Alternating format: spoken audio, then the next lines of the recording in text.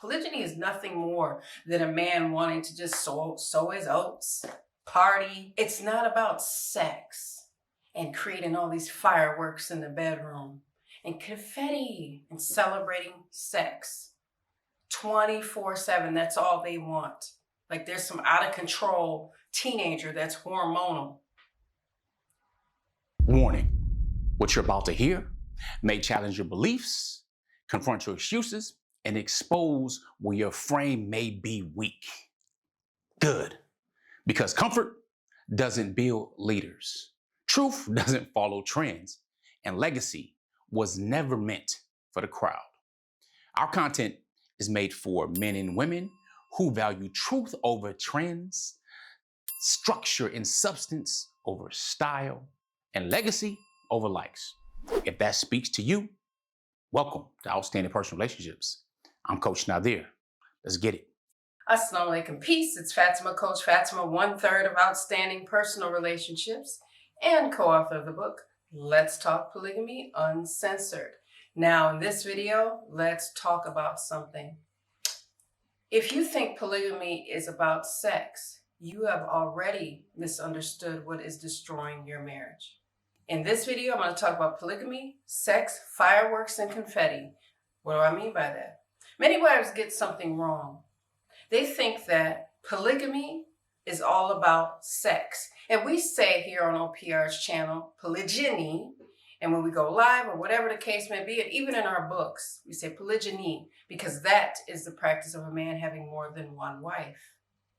Now, the thing that we get wrong, we think, we feel, we say, we communicate to our husbands that polygyny is nothing but a sexual act. They're greedy. All they want is to have more sex. There's something wrong with that. Sex doesn't mean that you create a stronger marriage. Sex does not create emotional safety. It doesn't create healthy communication. It doesn't heal unresolved traumas. Many wives compete using sex. Many wives withhold sex. Many wives think their husband just wants more and more wives for more and more sex, so that he's having sex all day, every day, all day long. And we know that if we're a certain age, that's not happening. We know that if we're mature adults, that's not happening.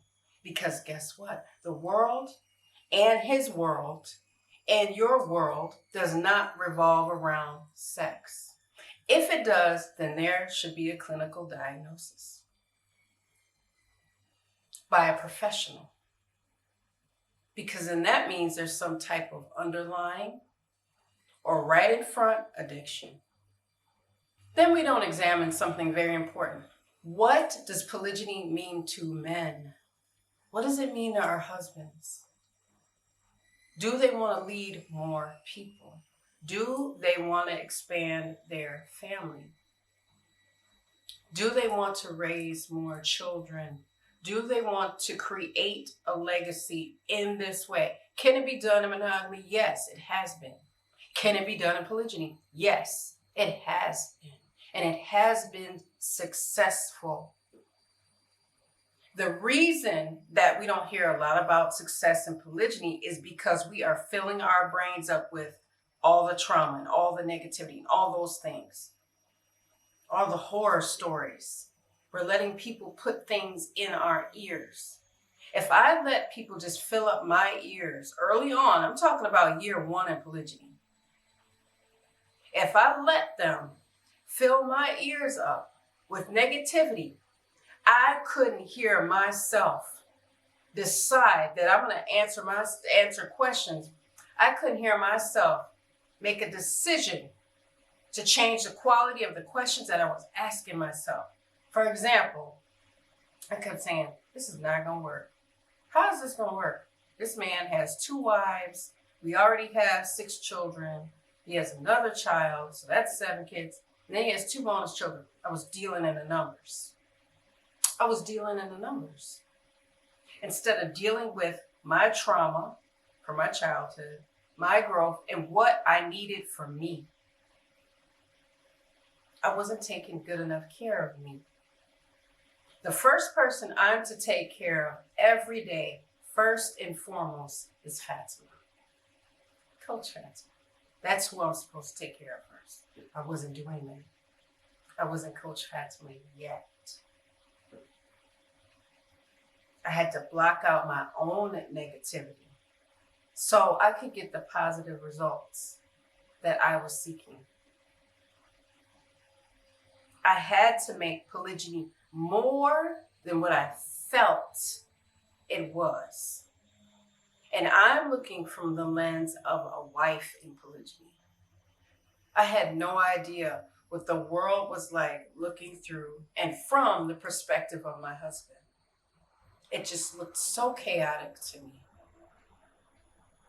It looked like it was going to fail. Because in my history, from my childhood, women sharing men never worked. But I wasn't regulating it.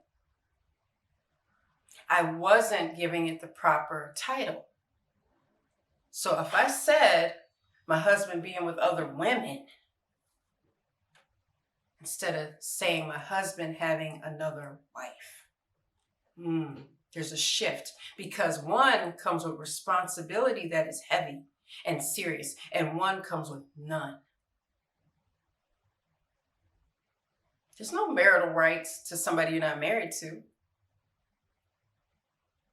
So unlearning some things was important. Understanding that I wasn't going to continue to have more children after I had my 7th child. I had planned to have 3 or 4 children in my mind. I got 7. And we all know how that happens. So I got 7. With all the math and all the things, I still had 7 children. And my husband wanted to have more children. And he did. So competing with co-wives does not work. It never works.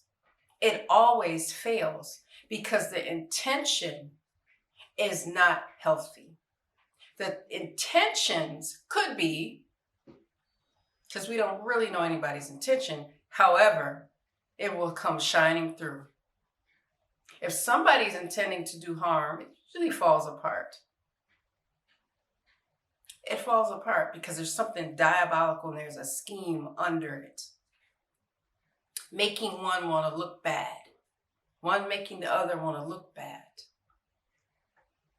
We have to be very careful about that and stop deducing polygyny to something that our husbands do when they're misbehaving. It's not about sex and creating all these fireworks in the bedroom and confetti and celebrating sex 24/7. That's all they want. Like there's some out of control teenager that's hormonal, making them as though they're our child. And we get to say, you know what? This is why you want this. This is what this is all about. Polygyny is nothing more than a man wanting to just sow his oats, party,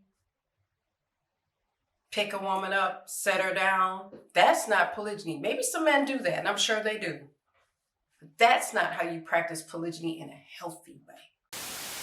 Most women are trying to survive polygynous marriage, but what if you thrive instead? That's why I created the Frame Playbook for Women. Frame is a practical approach to help women get through their emotions and straight to fulfillment.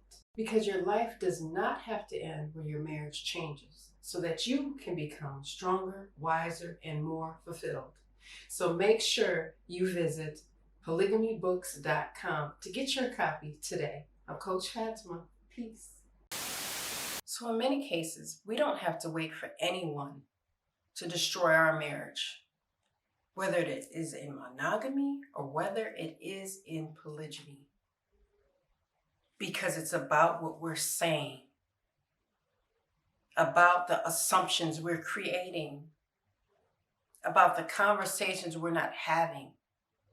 It's about the childhood trauma that we're not confronting. It's about telling our husbands, you know what? You did this. You need to heal me and make me happy and hurry up. That's not how monogamy works. That's not how polygyny works. Looking at our husbands and just seeing them as sexual objects or people that are sexual beings that just hunt and want to have sex and collect women so that they can do that, is telling us everything we need to know about ourselves. For example, I don't look at my husband and go, you know what, all he wants to do all day is just have sex. You don't want to do nothing else. That would be very disrespectful to the man that he is. Now, is sex a major part of marriage? Absolutely. It is. But there's more in the world to do, especially for a husband who is practicing polygyny in a healthy way. So I think about his day and I said, you know what? He has to have time with his wives. He has to have time for his business, his children. He has errands to run. He has content to create. He's an author, indeed. He's a businessman, indeed. He has worshiping to do. He has rest. His body has a right over him. He can go to sleep. He has to go to the gym. He has to read. He has to study. He has to travel. He has to communicate with our daughters back home, back in the U.S., I'll say. He is the grandparent. And all of those things are happening in his life simultaneously. And relations or sex with his wives or any man has a time and a place. And it's not going 24 hours a day. So if there were issues in the marriage before polygyny, polygyny did not cause those issues. Many things need to be fixed and resolved and have a conversation with our spouses about those things. And not having such high expectations that our husbands don't have a learning curve, and so do we. So polygyny is not some party where you celebrate sex and you sit up and have an abundance of it. That is a very immature way of thinking and viewing this very serious form of marriage. It's a commitment. It's a commitment to do more for more people. It is. I've seen it. I've coached it. And I'm a woman who is married to a man that practices polygyny. I don't practice polygyny. I'm married to a man who does.